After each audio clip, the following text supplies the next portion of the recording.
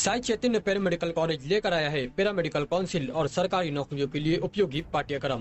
EMLT, radiology technician, health sanitary inspector में admission जारी है। हमारा पता याद रखें, Sai Chaitanya paramedical college, ruby city scan के ऊपर। अच्छा, शिक्षक चुनाव में मैंने यहाँ उम्मीदवारी की है।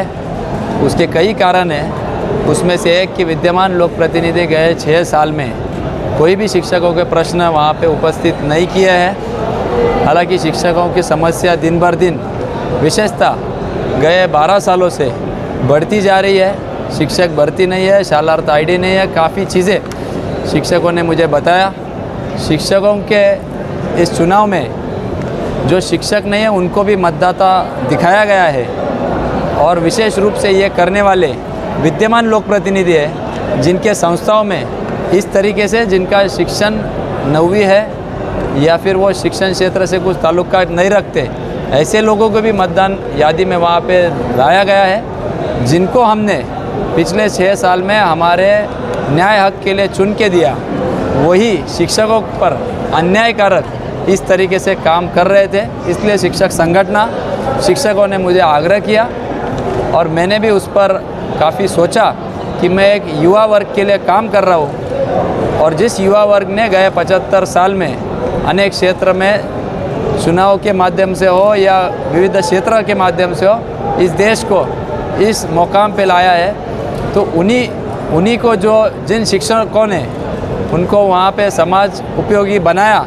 उन शिक्षकों की समस्या छुड़ाने के लिए अगर मुझे एक संधि मिलती है तो निश्चित रूप से मैंने इस चुनाव को उस नतीजे से देखा कि जो हमारी देश की पीढ़ी वहाँ पे बनाते हैं या जनलापन मन तो घड़वता, ऐसे लोगों के साथ अगर मुझे काम करने का मौका मिला तो निश्चित रूप से मैंने करना चाहिए और उसी भावना से मैं इस चुनाव में उतरा हूँ। माइनॉरिटी जो है मालेगांव शहर में हुए, धुलिया में हुए, जलगांव में बहुत ज़्यादा माइनॉरिटी के स्कूल में लोग परेशान हैं, टीचर भी परेशान हैं, उसके लिए आप क्या?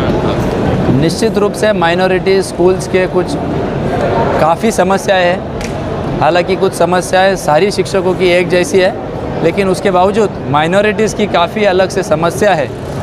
और हम कहते हैं कि माँ बाप सरकार, और जब सरकार का रोल होता है कि अगर जो कोई बच्चा रोता है तो उसे ही खाना खिलाती है माँ, उस तरीके से सालों से हम वहाँ पे चीख रहे हैं कि हमारी समस्याओं पे ध्यान दो, लेकिन निश्चित रूप से कुछ सालों में इस पे दुर्लक्षित हुआ है और इनके समस्या अगर वक्त में हल नहीं हुए तो माइनॉरिटी स्कूल बंद होने के कगार पर है। माइनॉरिटी स्कूल्स के मैं अभी इस पे बोलना नहीं चाहता, सर ने पूरा बताया है क्या क्या अड़चन है। तो ये सभी अड़चन छुड़ाने के लिए मैं सभागृह में झगड़ने के लिए तैयार हूँ। मैं वहाँ पे उस तरीके से शासन का दृष्टिकोण बदलने की ज़रूरत है और उसके लिए मैं कटिबद्ध हूँ। निश्चित रूप से मुझे आशा है कि चुनाव के बाद मैं ये सब मसले हल करने के लिए पूरी कोशिश मेरी वहाँ पे रहेगी।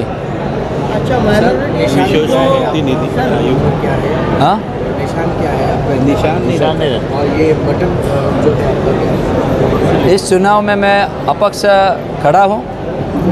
कोई भी पक्ष का मैंने वहाँ पे उम्मीदवारी नहीं ली है। उसका कारण ये है कि शिक्षकों का कोई पक्ष नहीं होता है, शिक्षकों की सिर्फ समस्या होती है और शिक्षक यही मेरा पक्ष है। और उसी तरीके से सारे शिक्षक बांधव मेरे पीछे खड़े हैं और उसी में काफ़ी शिक्षक संगठनों ने मुझे पाठिंबा दिया है। उसी में आज all India Urdu teachers association ने भी मुझे पाठिंबा जाहिर किया है। उसके लिए भी उनके मैं आभार व्यक्त करना चाहता हूँ। और शिक्षक ये पक्ष बन के मेरे पीछे खड़े हैं, इसलिए मैं अपक्ष इस चुनाव में खड़ा हूँ। क्योंकि सरकार से कभी झगड़ना पड़ता है, कभी सरकार से काम करने के लिए उनसे बातचीत करनी पड़ती है। चुनाव अपक्ष लड़ रहा हूँ। मेरी इसलिए चुनाव क्रमांक 9 है, उसके सामने कोल्ले विवे विपिन दादा, और इसमें प्रेफरेंशियल वोटिंग होने के वजह से उसके सामने एक, या तो आप इंग्लिश में लिखे, मराठी में लिखे या रोमन में लिखे, लेकिन आसान है कि एक लिखे इंग्लिश में।